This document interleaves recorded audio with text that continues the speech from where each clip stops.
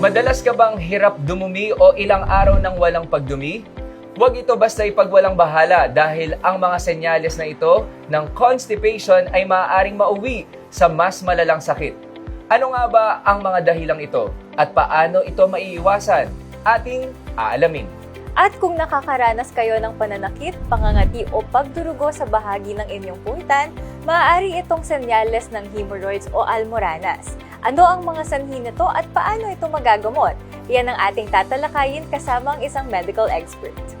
These are blood vessels. Similar siya sa siguro varicose veins na nakikita natin sa legs ng elderly. Para siyang ganun. But tulog sila usually. These are at the anal area. At ang inyong mga katanungan tungkol sa mga gamot, tamang paggamit ito, at iba pang mga issue kaugnay ng kalusugan ating sasagutin. Abangan sa Doc Truba ngayong linggo, 7:30 ng umaga. Dito lamang yan sa IBC TV 13.